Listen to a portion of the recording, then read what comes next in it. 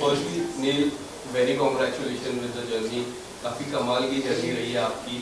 अगर कुछ बताना चाहोगे किस तरह से आपकी जर्नी रही है, इविक्शन के बारे में अगर बताना चाहोगे, was it proper for you, जिस तरह इविक्शन हुआ उसके बारे में, starting with your journey, tell us something about it. पहली बात तो थैंक यू सो मच, धन्यवाद आप लोग सब आए और मुझसे बात कर रहे हैं। And thank you for the compliment कि मेरी जर्नी बहुत अच्छी लगी आपको। एंड मैं आई थिंक उस बात से वाकिफ़ रखूँगा कि यस, मुझे मेरी जर्नी बहुत ही अच्छी लगी, बहुत मज़ा आया। जितना खुश होकर मैं घर के अंदर गया था उतना ही खुश होकर घर से बाहर निकला हूँ, क्योंकि वो कहीं ना कहीं जो एक रिस्पेक्ट होती है, वो जो होती है, वो हर चीज़ वो अर्न करके निकला हूँ।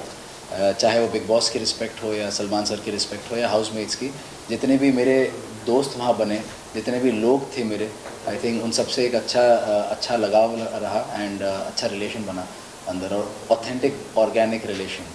और रही बात मेरी जर्नी की, तो मुझे लगता है बहुत ही ज़्यादा इंसाइटफुल, काफ़ी चीज़ें सीखने मिली। जो आसपास के लोग होते हैं उनको कैसे परखा जाता है, आई थिंक रिश्तों की अहमियत सीखी। बहुत सारी चीज़ें जो मैंने लाइफ में कभी सोची नहीं थी कि मैं ये ऐसा भी समझ सकता हूँ लोगों को, ऐसा भी हो सकता है, किसी का बिहेवियर पैटर्न ऐसा हो सकता है, तो वो सारी चीज़ें देखने मिली। एंड काफ़ी इमोशनल रही। इमोशनल इन द सेंस, ज़रूरी नहीं है कि इमोशनल मतलब रोना, इमोशनल मतलब हंसना भी होता है, खुश होना होता है। तो आई थिंक एक फुल वेल ओवर पैकेज था मेरे लिए पूरे ये journey. So I think I am very happy. रही बात इविक्शन की, तो मेरे लिए एक जो फॉर्मेट है, ये शो का फॉर्मेट है, उससे ऊपर और कुछ नहीं है। तो अगर जिस तरह से बिग बॉस ने बताया कि ये इविक्शन डबल इविक्शन के बेसिस पर किया जा रहा है, वोट्स के बेसिस पर किया जा रहा है, बोले ओके ठीक है, that's the way it is. क्योंकि तब तक एक ही एविक्शन था, फिर दूसरा हुआ, तो ये हमें पता है कि होते रहता है ये सब चीज़ें। तो I was pretty okay with it. Big boss ने बोल दिया, हो गया। बात करें, आपने कल का एपिसोड भी देखा होगा कि आपको फिर से याद किया जा रहा था घर पे, विकी ने याद किया कल। नहीं, मैंने एपिसोड नहीं देखा। कल के एपिसोड पे आपको याद किया, आपका नाम भी जिक्र हुआ था। ओके। क्या लगता है कि आपने देखा नहीं, जैसा आपने बताया, क्या लगता है कि कौन है अभी घर पे आपको मिस कर रहा है उस घर पे? मुझे लग रहा है अभिषेक सबसे ज़्यादा मिस कर रहा होगा। दूसरों का मुझे इतना नहीं पता कि कितना जेन्यूनली मिस कर रहे होंगे। एक होता है just to talk about it, तो अभिषेक मुझे लग रहा है जेन्यूनली मिस कर रहा होगा।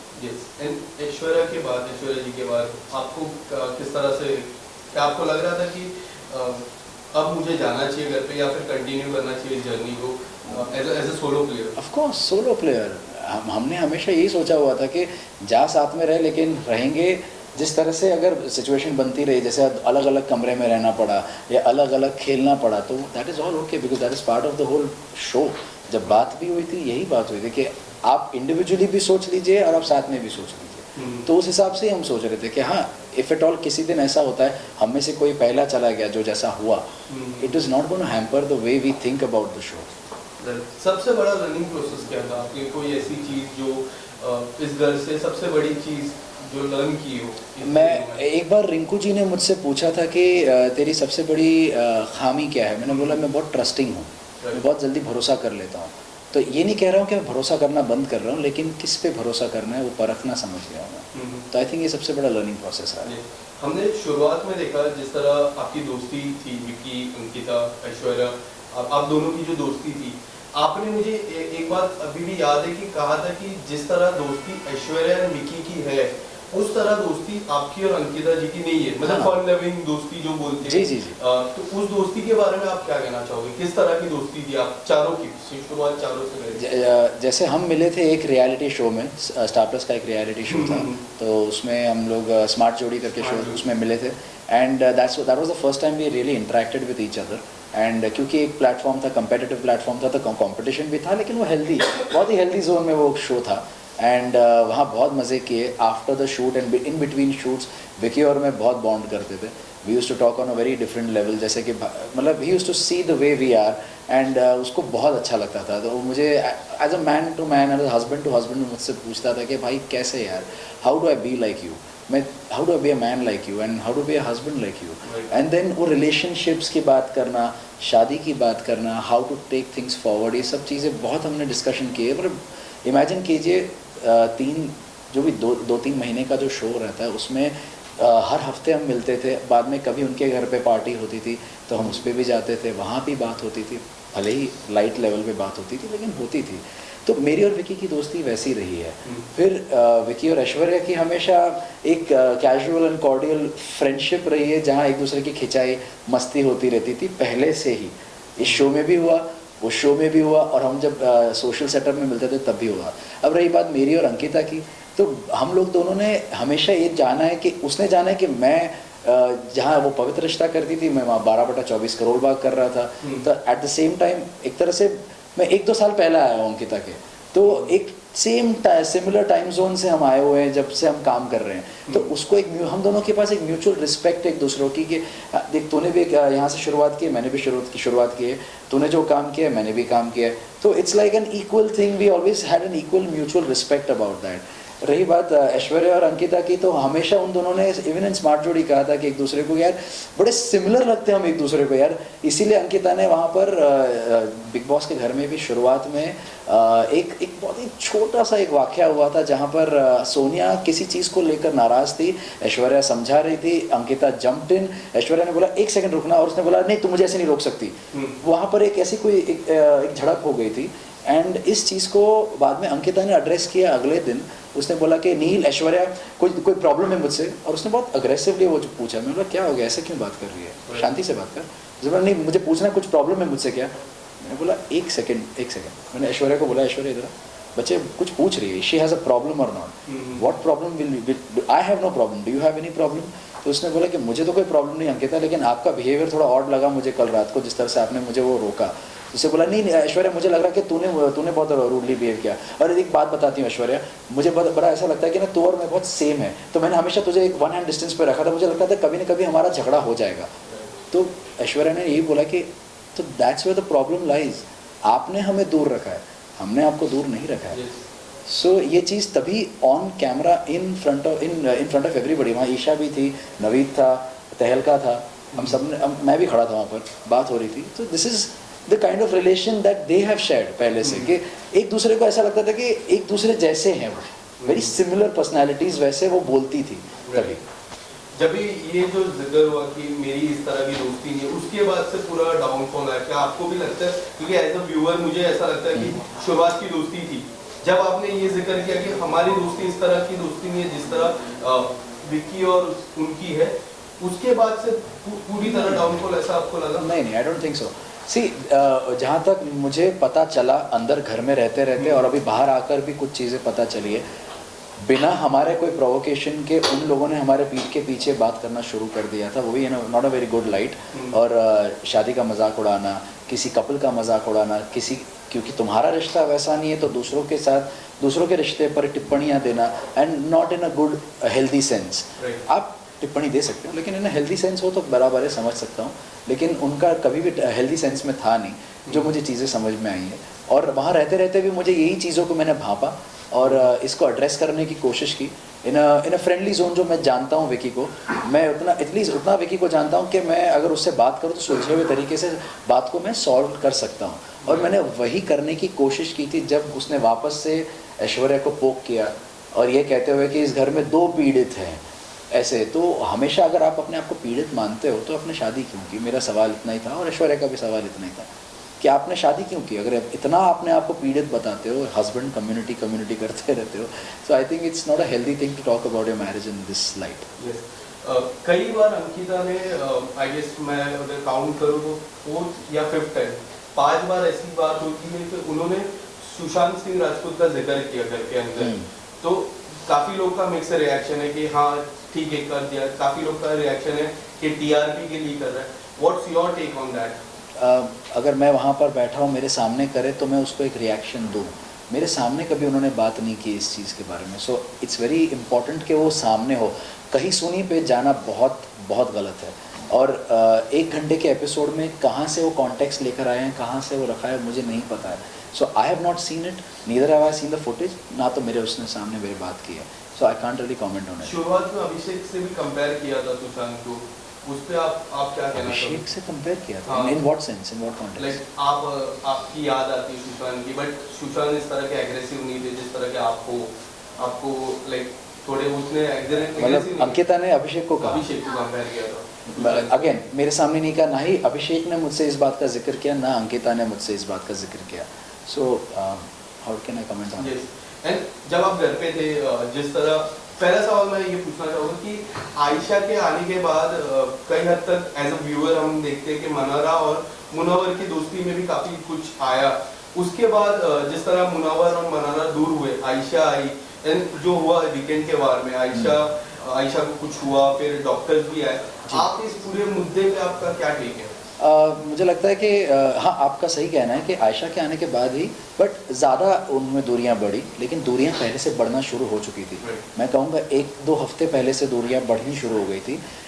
जो चीज़ की बात मैंने और मनारा ने भी की थी कि मैं और मुनव्वर अब बैठते नहीं हैं, अब इतनी बातें नहीं होती, मतलब दिन में 1-आध बार बात हो गई, वो भी 5-7 मिनट बात हुई, कैसा है तू, ठीक है, नहीं मैं ठीक हूँ, तू ठीक है, इतना एक फॉर्मेलिटी के हिसाब से बात होके वो ख़त्म होती थी।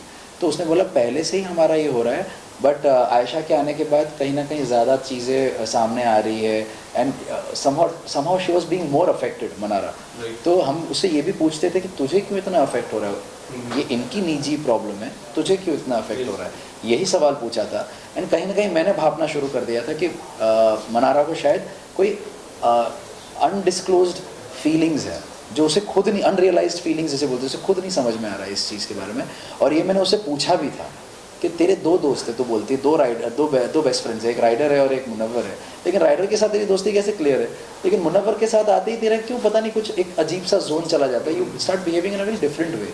सो I feel you have some unrealised feelings. उसने बोला, तभी नकार दिया था, ऐसा कुछ नहीं है। पर जब सलमान सर ने पूछा तब उसने हाँ बोल दिया। सलमान सर ने बोला कि if you like him you like him, so she like या I like him. So then I was like, जब मैंने पूछा तब क्यों नहीं तूने ऐसे जवाब दिया। सो बट एनीवे, वो एटलीस्ट उसको क्लैरिटी मिले, I am happy about that. But कई हद तक ऐसा भी था कि जिस तरह आयशा की एंट्री हुई, एक एग्रेसिव वे में एंट्री हुई, लोगों को लगा कि काफ़ी सारी राज जो मुनव्वर के साथ है वो खुलेगी, बट हम देखें फिर वो डाउन हो गई। मुनव्वर के साथ उनका दोस्ती अच्छा हो गया, काफ़ी सारे बात वो लोग शेयर करते, फिर अब ये जो वीकेंड के वार है उसके बाद से फिर से ऑन टॉप जो है उस तरह का। क्या आपको ऐसा लगता है कि किस तरह की गेम है आयशा की अब? मुझे जिस तरह से समझ में आया, पहले जब आई थी तब मुझे भी यही लगा कि शी माइट कम आउट। मैंने ऐश्वर्या को बोला, this is what 10th week wild card should look like. तो जिस तरह से आई, बातचीत कर रही थी एंड एवरीथिंग, सबको एक एक 1 लाइनर्स में जवाब दे रही थी, बट यस, जब जैसे ही उसने जिस चीज़ के लिए वो आई थी, वो she wanted a sorry and she wanted कि मुनव्वर की लाइफ में वो चीज़ें इम्प्लीमेंट हो जो उसने उसके साथ की है। तो उसको वो सुधार देखना चाहती थी मुनव्वर की लाइफ में। तो कहीं ना कहीं वो मुनव्वर जैसे ही आते ही उसने माफ़ी मांगी, और उसका जो लिहाज था और जिस तरह से वो लहजा था बात करने का उसके साथ, आई थिंक उसने बहुत खूबसूरती के साथ उसको संभाला है एंड रिस्पेक्टफुली आयशा से उसने बात की।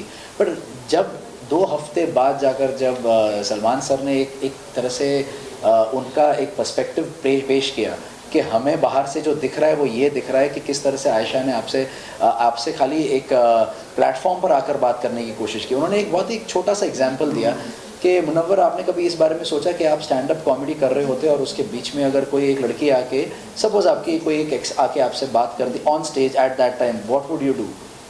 You would say okay fine, yes we can talk about it, can't you wait for 20 minutes, हम बात करते इसके बाद, यही करते। तो सेम बात थी, अगर आप उसको इतना नहीं बोल सकते थे, कुडंट यू वेट? तो I feel she could have waited. उनका यहाँ आने का मोटिव जितना और जान पाता उससे पहले मैं घर से बाहर आ गया, तो मुझे ज़्यादा जानने का मौका नहीं मिला, और मैं फ़िलहाल अभी एपिसोड्स देख नहीं पा रहा हूँ। सो आई कांट रियली कमेंट कि वो किस तरह की गेम है, क्या वो जेन्यून था नहीं था, वो परखना और थोड़ा वक्त चाहिए होता, क्योंकि ज़्यादा टाइम वो मुनव्वर के साथ थी, हमारे साथ नहीं। कई हद तक ऐसा नहीं लगता कि समझ का कोई इंडिविजुअल गेम नहीं है? अगर हम इस बार की नॉमिनेशन की बात करें, जिस तरह ईशा और अभिषेक के बीच में झगड़ा हुआ, हम देख रहे हैं समझ आके प्रोवोक कर रहे हैं अभिषेक को, कई बार उन्होंने किया भी है। जब आप घर पे भी थे, बीच में आ जाते, कोई भी ईशा से लड़े तो बीच में आ जाते हैं, वो उनका कुछ अलग ही टेक रहता है। आपको नहीं लगता कि उनका इंडिविजुअल गेम नहीं है, वो आए हैं ईशा के लिए और ईशा के साथ ही खेलेंगे, अपना कोई इंडिविजुअल गेम नहीं है? क्या आपको लगता है ऐसा भी? आप उस इंसान से वो सवाल पूछ रहे हो जिसने यही सेम चीज़ पॉइंट आउट किए नॉमिनेशन में।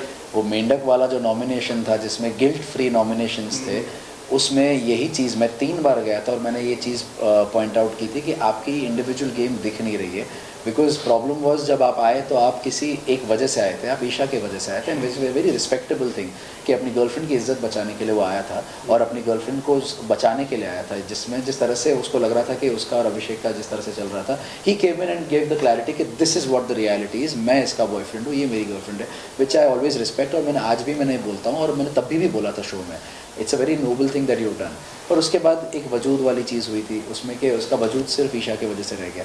फिर कहीं ना कहीं उसने अपना एक स्टैंड बनाने की कोशिश की, इसके एंटरटेनमेंट मस्ती करते हुए लोगों को पसंद आने लगा, बट अदर देन दैट वो बस उधर ही रह गया। फिर वापस विकी के साथ एक प्रॉब्लम हुई जहाँ पर विकी ने बोला कि मेरी बीवी को मैं बोल सकता हूँ खड़ा हो तो बैठ तो बैठ, पर तू अपनी गर्लफ्रेंड को कंट्रोल नहीं कर सकता, किस तरह का बॉयफ्रेंड है, ये चीज़ उसने बोली। तो इस मुद्दे को लेकर उसने झगड़ा किया, फिर वापस वो ठंडा हो गया और उसी विकी के साथ वापस मिल गया। तो मैंने उसे ये चीज़ पूछी भी थी कि भाई where is your stand, it's not that कि तू झगड़ा कर उसके साथ, but be clear, are you okay with him talking like this about your relation? If you are okay, मैं देख रहा हूँ तेरा क्या स्टैंड रह गया है अभी घर में, जिस मुद्दे को लेकर तो आया था इस घर में, अभी वो स्टैंड रहा नहीं है। एंड लेटर ऑन जैसे ही मैंने ये बात की थी तो उसके बाद उसने वापस से झगड़े करने शुरू कर दिए थे, और सिर्फ एक इंसान के साथ, अभिषेक के साथ। क्योंकि अभिषेक अगर ईशा के साथ कोई भी अगर लड़ाई कर रहा है या उनका आर्ग्यूमेंट भी नॉर्मल लेवल पे आर्ग्यूमेंट हो रहा है, वो बीच में आके कोई ना कोई चीज़ बोल के जाएगा, आते चलते फिरते कुछ ना कुछ बोलेगा।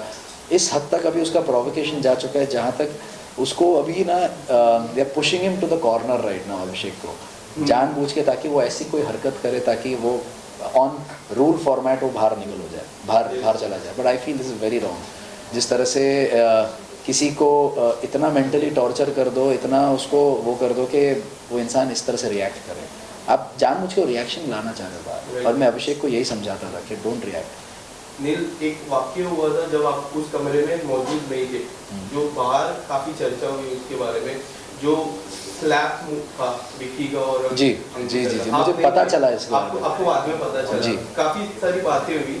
आप अगर कुछ डिटेल में बताना चाहो किस तरह से घर का माहौल क्या था उस दौरान, जो पहला 2-3 घंटा था, क्योंकि कोई लोग काफी अलग वे में भी रिएक्ट कर रहे हैं। ऑनेस्टली काफ़ी सारे लोग विकी की बातों में आ जाते हैं, तो वो एक अलग, आपको तो पता ही फेक नैरेटिव स्प्रेड करने में वो माहिर है घर में, पर कुछ लोग हैं जो संभल गए हैं और अभी जानते हैं उसकी असलियत। तो और स्पेशली जब 3 जन ने देखा, उसमें से एक ने बैकआउट किया, अनुराग ने बैकआउट किया, अरुण और अभिषेक बोल रहे हैं कि यस ऐसी चीज़ उसने की थी। हालांकि मैंने देखा नहीं है तो मैं बोल नहीं सकता, मैंने वो फुटेज देखी and I felt that yes it was a very aggressive move and I don't condone such behaviour with anyone. आप पत्नी तो छोड़ ही दो, मैं किसी के साथ भी ये बिहेवियर कंडोन नहीं करता। मैं किसी को ऐसे हाथ दिखाऊं, कुछ करूँ, that means my intention is to hit you, और वो नहीं सही है। तो आई फील उस वक्त घर में ऐसा कुछ माहौल ऐसा नहीं था कि, क्योंकि हम लोग आई थिंक ब्लाइंड्स डाउन थे और हम लोग अपने अपने कमरे में थे, मुझे पता नहीं था कि ये चीज़ हुई थी। एंड मैं जब बाहर आया तब मुझे पता चला कि ऐसा कुछ हुआ। तो किसी को इसके बारे में बहुत ज़्यादा पता नहीं था, पर धीरे धीरे पता चलना शुरू हुआ कि ऐसा ऐसा हुआ है। And everybody after hearing it, क्या बात कर रहे हैं, ऐसा है, रिएक्शन ये था। और उसके बाद शायद विकी से बात की होगी तो उसने उस चीज़ को डिफ्यूज़ किया होगा, पर जिसको पता है उसको पता है, और ऑडियंस को भी पता है, उन्होंने देखी है वो चीज़। आप मीडिया वाले हैं, सबको आपको पता है कि क्या देखा है आपने। So I don't need to say anything more, I don't condone such behaviour, that's all I can say. दो आखिरी सवाल। एक सवाल मेरा ये है कि क्या आपको लगता है मुनावर सबसे ज़्यादा वेल प्रिपेयर है, क्योंकि उन्होंने इस तरह का शो ऑलरेडी जीता है और उनकी जो होमवर्क कहते हैं काफ़ी अच्छा है, आपको लगता है? तो नहीं, मुझे नहीं लगता।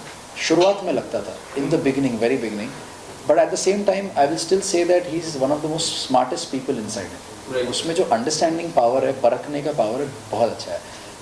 वो चीज़ों को बहुत अच्छी तरह से एनालाइज करता है, बट दैट्स नॉट टू से कि वो बहुत सबसे वेल प्रिपेयर्ड था। क्योंकि ये मेरी रिंकू जी से भी बात हुई थी, और ये आई थिंक 10वें हफ्ते में ही मेरी बात हुई थी, if I am not wrong, जहाँ मैंने उनसे कहा था कि अगर जो मेरी समझ है, क्योंकि गेम की बात बहुत सुनने में आती है शो में, हम अंदर जब थे ना, अरे क्या गेम है, क्या वीक गेम है, क्या स्ट्रॉन्ग गेम है, बहुत सुनने में आता था ये सब। तो मैंने उनको एक ही सवाल पूछा था कि गेम है क्या, how do you define game. ये जस्ट कहीं सुनी पे नहीं जाना है, भेड़ चाल में नहीं चलना है कि वो गेम गेम बोल रहा था मैं भी गेम की तरह बात करूँ। What the hell is a game in this, what is a game. तो जवाब नहीं था किसी के पास। मैंने रिंकू जी से पूछा था, मैंने अनुराग से पूछा, ऑन अ वन लेवल मैंने ऐश्वर्या से पूछा था, किसी के पास इस चीज़ का एक्चुअल आंसर नहीं था। तो I said I will tell you what I understand of the game. Game is ये रिश्ते, क्योंकि हर बार बिग बॉस ने एक ही चीज़ बोली है कि आप लोगों को ऐसा लग रहा है कि ये कोई गेम है, ये रिश्ते हैं, ये रिश्तों का घर है, रिश्तों की कुछ अहमियत होती है, कोई इम्पोर्टेंस होता है उसका। तो वो those words kept ringing in my head कि ये रिश्ते हैं, जो रियल ऑर्गेनिक रिश्ते बने हैं वो इम्पोर्टेंट है। और ये आपका देखा जाता है कि गेम क्या है। तो इसमें उल्टा कौन चला, विकी। उसने एक नंबर बनाए कि ये इतने नंबर के लोग मुझे चाहिए ताकि मेरा नॉमिनेशन ना आए, पर उसने रिश्ते नहीं बनाए उसमें, इसलिए बार बार वो नंबर लिस्ट चेंज होती थी। यहाँ पर मैंने जेन्युइन रिश्ते बनाए, अपने आप से वो नंबर बनता है, क्योंकि जब आप रिश्ते बनाते हो तो आपका आदमी आपको कभी वोट आउट नहीं करता है या नॉमिनेट नहीं करता है, and that's a organic relation.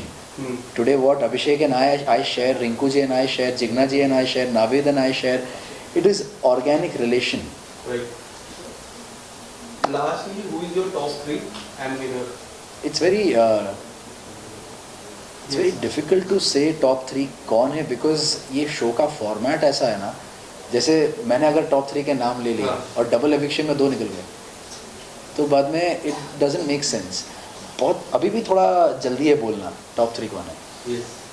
Thank you so much Neil. And एक बात मैंने जो पर्सनल लेवल पे सीखी है आपसे, आपकी जो जर्नी देखी है, कई बार ऐश्वर्या जी एग्रेसिव हो जाते थे, बट आप उस पॉइंट पे काफी काम रहते थे, तो सीखने जैसा काफी कुछ था। तो ये गलत है, ये गलत है कि वो अग्रेसिव हो जाती थी, ऐसा नहीं, मतलब कई बार जैसा झगड़ा होता था। I'll tell you something, 1 घंटे के एपिसोड में क्या दिखाया जाता है, कितनी चीज़ें आउट ऑफ कॉन्टेक्स्ट होती है, आपको शायद नहीं पता होगा, आपको एक्चुअली पता होना चाहिए। आप इतने सालों से देख रहे हैं शो, मैं तो पहली बार देख रहा हूँ, मैं तो पहली बार उस शो का हिस्सा बना हूँ, अंदर से देख रहा हूँ, तो आई नो कि कहीं भी जब भी उसका कोई रिएक्शन दिखाए ना, उसके पीछे एक रीज़न था, उसके पीछे एक कॉन्टेक्स्ट था, किसी की पोकिंग थी। आज आप अभिषेक को देख रहे हो इतना अग्रेसिव हो रहा है, तो क्या रीज़न है, आपने क्या एक रीज़न दिया ना उस चीज़ का कि चिंटू उसको पोक कर रहा है। अगर आपको पोकिंग दिखाया ही ना जाए और किसी का अग्रेशन दिखाया जाए तो आप बोलोगे अरे क्यों फालतू में अग्रेसिव हो रहा है। तो बात ये है, उसको कॉन्टेक्स्ट जानना बहुत ज़रूरी है, और उसके लिए 24 वो जो लाइव जो चलता है वो देखना ज़रूरी है। और उसमें भी कई बार दिखाया नहीं दिखाया, ये मेरी जो मैंने बाहर आके एक चीज़ देखी ना, और इसके पहले तो ये हुआ था, दिखाया नहीं, हम लोगों ने नहीं देखा, ये सब दिखाया ही नहीं था। So it's not my fault, it's not Aishwarya's fault, it's just the way it was, जिस तरह से रिले हुआ है वो चीज़ को। तो ये बहुत गलत चीज़ है कि वो अग्रेसिव है और मैंने शांति से उसको समझाया या संभाला, ये बहुत अलग चीज़ है। क्योंकि जहाँ जहाँ मैं अग्रेसिव हुआ हूँ उसने मुझे संभाला है, जहाँ जहाँ मेरी तबीयत ख़राब हुई है उसने मुझे संभाला है। जितनी रिस्पेक्ट उसने मुझे दी है, जितना प्यार मुझे दिया है, उतना किसी ने नहीं दिया है लाइफ में। So I think I am very lucky to have her. Thank you so much. Thank you.